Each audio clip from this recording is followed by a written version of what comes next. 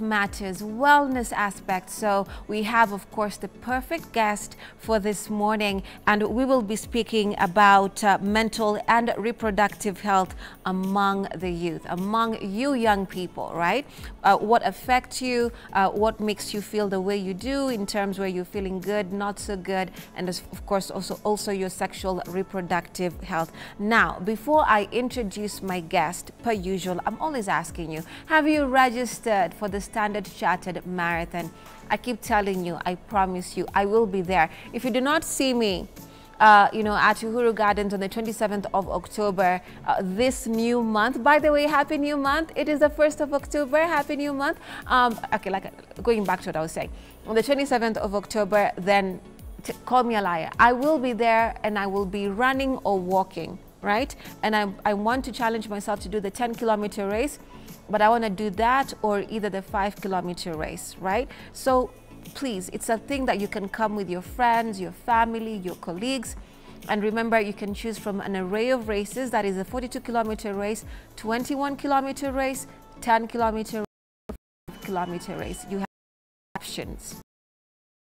You are an aspirational runner. If this is what you want to do, if these are your dreams, man, like, let me tell you, some of the biggest names we have, in our country representing us abroad have come from that particular platform. So you can challenge yourself and say, hey, I am going to begin my dream, or I want to be discovered, quote unquote. That's the platform you want to go on. So mark the date, 27th of October.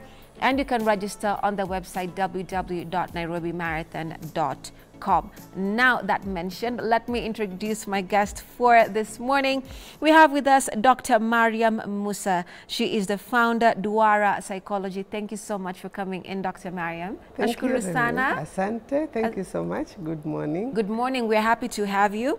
Now, Swali, yes, we want to ask our audience is, do you think young people have a proper understanding of sexual reproductive health? Do you think young people have a proper understanding of sexual reproductive health? Of course, you can send us your feedback on our Facebook and X handles. That is at K24 and at K24 TV on both. That is at K24 TV on our Facebook and our X social media platforms. And our WhatsApp line is right there on your screens. Right, so Mariam, yes. When we have this particular conversation, it's very wide.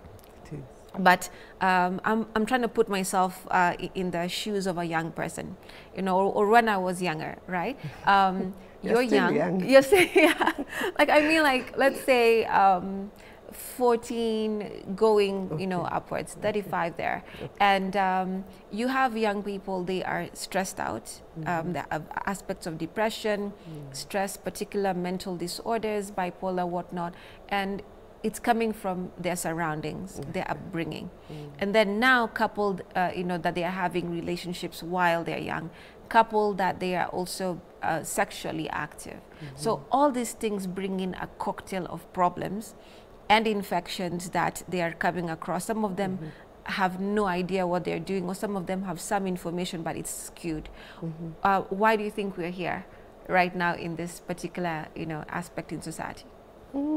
Thank you, Remy, and thank you everybody for having tuned in to listen to us. Remy, I think I would want to approach this from a level where I want to talk about maybe some of the issues that might have brought us to this. Key to this is, as an African society, as Kenyans, for example, the African youth, before, or in the olden days, there were mechanisms, there are structures that guided young people in a different manner. And I'm not saying that we should continue the same way, but as parents, let me talk about the parents who have brought up these young people. So as parents, when we were growing up, what happened to us? How were we cultured? How were we brought up? What are some of the values that were instilled in us? How was parenting done in those days? And so you find that you have children who have been brought up by parents who themselves maybe had their own traumas before and weren't dealt with, and then now they have children in a society that is ever changing. So you either are focusing on the culture that was there before or the current, and that the merging, that is where now the difference comes. Because there are certain things that maybe parents, for example, parents would want to talk to their children, but maybe they are not able to, they are not free to talk about these things to their children, especially I'd suggest matters relating to sex. And let's remember that in the African society, sex is somewhat taboo to discuss in the open, let alone discussing with your own children. So when we look at what was done before, the children talk to the girls who are with the grandmothers, their aunties, so they learned from this. And then the boys were with their grandfathers, with their uncles. And so they got that information from there. Right now, I'd say that even the youth are bombarded with a lot of information. There's so much around. Then we are in a global village. So there is so much information from within, from outside. And you can only imagine when you have a lot of information, there is information overload to these young people. But at the same time, is this information appropriate? Is this information the correct information at the correct age?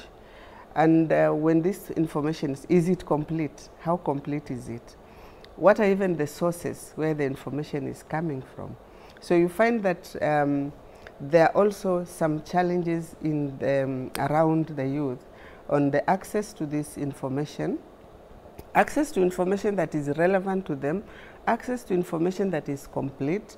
And that's where you find that issues such as teenage or early pregnancies will come in.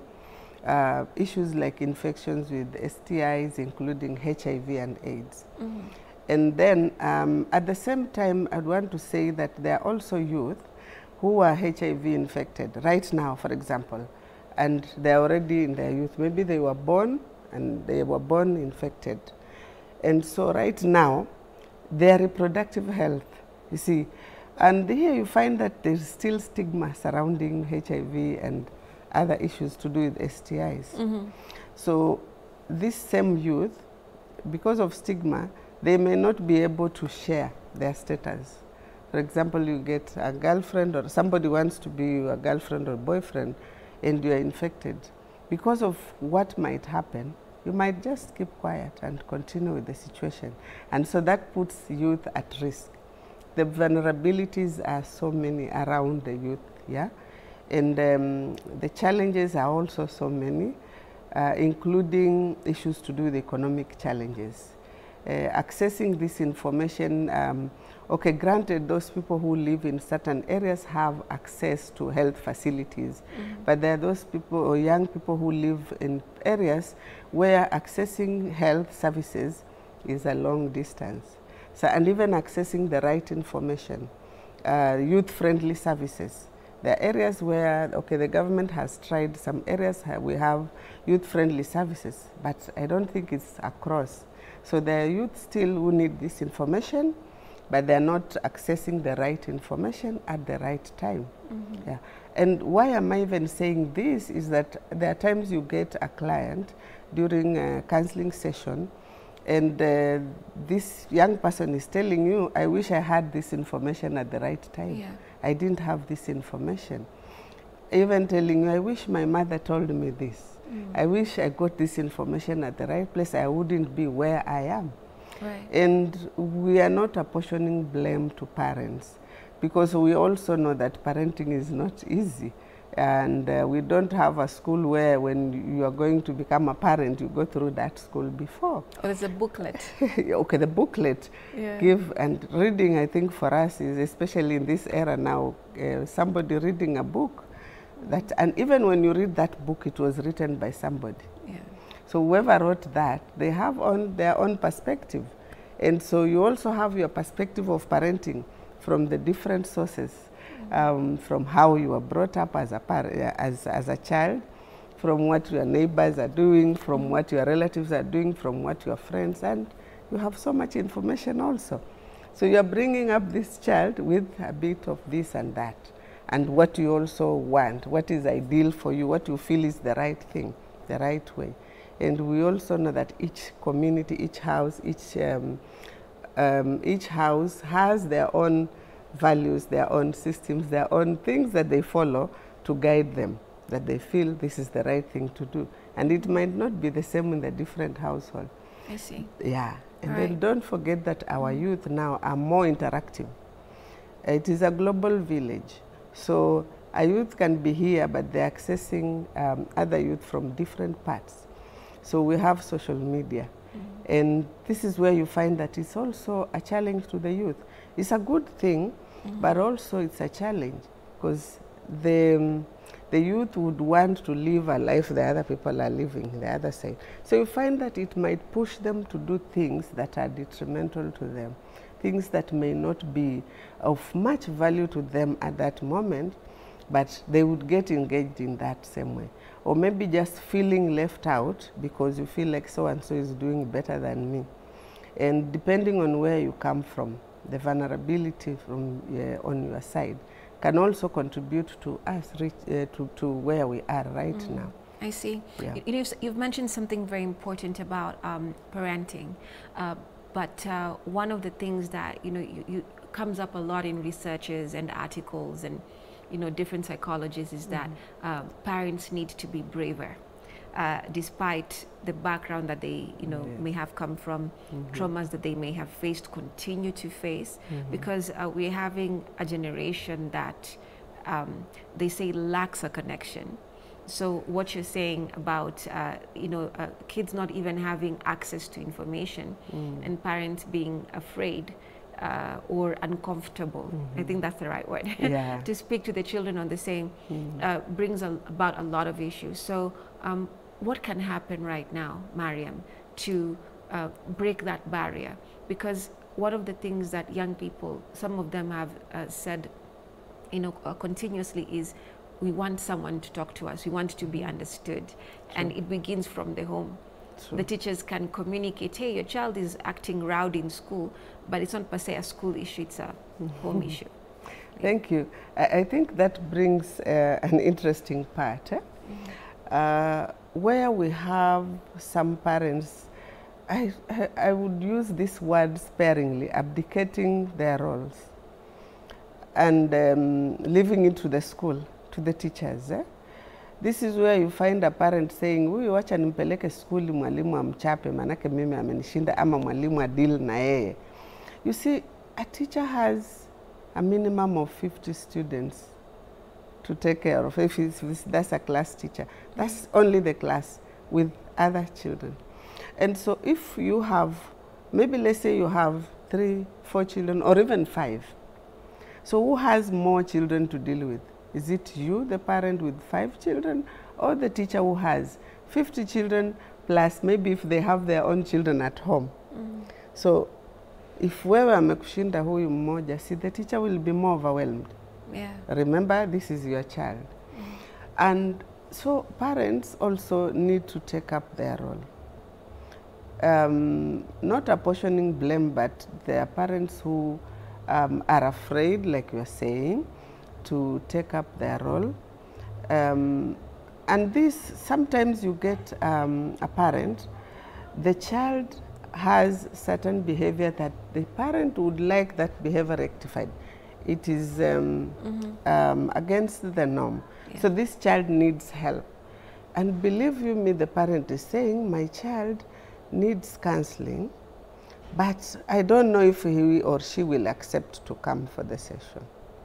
I see. Are you getting me? Yeah. Sijui kama atakubali. I don't know. Will he really accept to come? This is a child who is maybe in Form 1, Form 2, or even primary.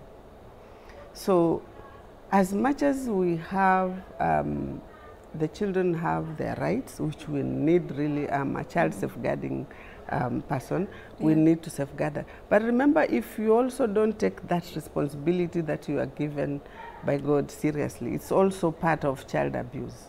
Because this child gets into more trouble as time goes on, it becomes your responsibility as a parent.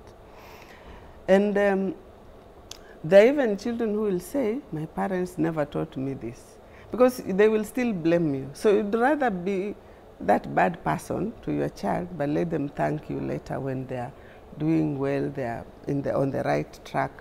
And we are not saying that they are not children who are difficult maybe to deal with. But remember, there is always a reason to behavior. So any behavior has a root cause.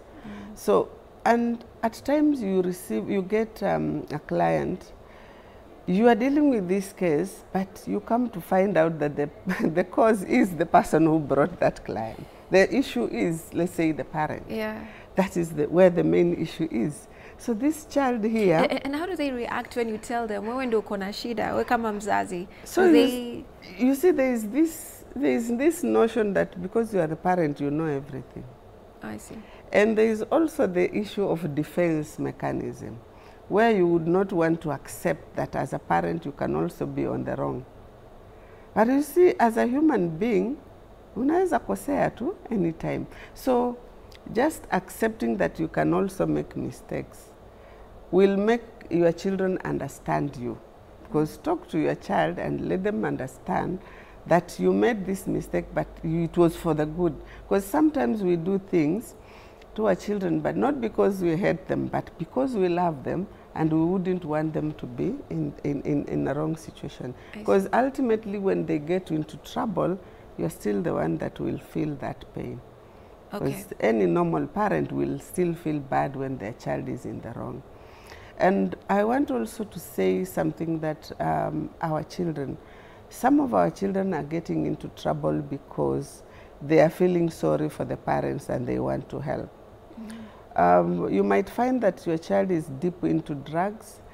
Maybe they have taken arms. They're the ones who are on the road.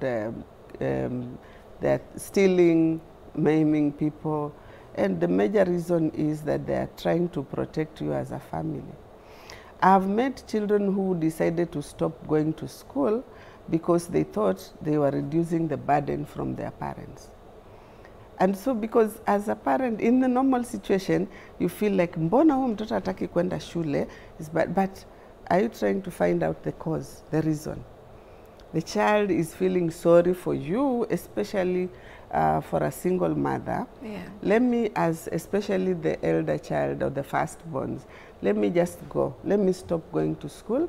My mother will get a chance to educate my younger ones. And me, when I'm outside there, whatever I get, I can help. You see, they have decided to stop school for a good reason, according to them at that very moment. Yeah.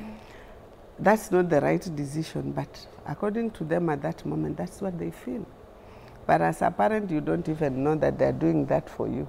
Imagine. You see? Because they feel that deeply, but there's no platform. Yeah, and so for me as a mental health expert and somebody who really advocates for mental health, I feel that we need really to harness the issue of looking at mental health as one of the areas where we can support our children. Because most of the issues we have currently have a mental aspect to it. I'll give you an example. People using drugs, most of them, if you assess them, you find that most of them are in a depressed state. So if they are depressed, then it could be either the drugs have taken them to that state, or they were in a situation that depressed them until they got into drugs. So you find that as a community, what are we doing? We are only looking at the bad side. Yeah. This is what they are doing, this is bad. But are we finding the root cause? Because I believe every behavior has a root cause. For example, promiscuity, it has a root cause. This person either is looking for the love that they thought they needed and didn't get it, and so they are still looking for it. And you find that the man or woman goes from one spouse to the other, they're moving this. They haven't got the right one yet. So there is a root cause. I see. Yeah. And you know, in society now, with everything you have said, you know, background issues, socio-economic issues, one of the things that is very big in our society, and I think world all over, is relationships. Yes. Right? And like you said, you can be moving from one to the other because of reasons known best to you. And for our young people, we call it experimentation. We call it, you know, them having peer pressure and the like. Now, from all that is now when they meet with the bad advice, the STIs and the STDs, HIV, whatnot, and it seems to consume their world. And then they don't seem to have a proper understanding as to how to understand their bodies, the stages that they are in, you know, how they're growing, how maybe they can have permanent damages, because also bodies are sexualized. You know, you need to look like this at this age. You need to, for women, either, you know, you need to be curvy in this particular. When you're not, there's a problem. And they do get shamed, you know, and also men have their own form of shaming. So there are extremes to this matter, right? So you find now people are traumatized or afraid, or they accept there's no solution. When you come about those issues, Mariam, how do you go about them with the young people? One thing here we need to understand is that the youth or young people have an identity. There is this aspect of identity crisis. So if they negotiate this state well, if they're able to negotiate this state and pass through it well during their teenage years, that's better. But if they don't negotiate well, that is where you find that the youth gets confused along the way. And this can happen. So while you asked me how do I go about it, first of all, you need to do the assessment, thorough analysis of the situation, to find the root cause of what, how, why they're there. And you might find that some of the youth, let me use an example of those people involved in LGBTQ. You might find that some of these people were sexually abused when they were young. And because of that, they lived with that trauma, and that drove them to that direction. And we are not saying that everybody who is in that state got abused, but you find that there's somebody in that state, but because of abuse that happened years and years back. You said there's a point where you mentioned that young person, maybe they have the reason, they're the ones who know the reason. Some of them don't even know. You see, a client can come to you, but they don't have an idea what is disturbing them. So now it is only after you explore where you find that now they will understand from you, they'll now get to know what is troubling them. They are getting that. And that's why it is very key for mental health to be given priority. Because if you give mental health priority, then you find that it may be possible to help reduce some of these issues. Okay. And I want you to hold on to that point, Mariam. We're taking a short break. We'll be back with more of this conversation. Do stay with us.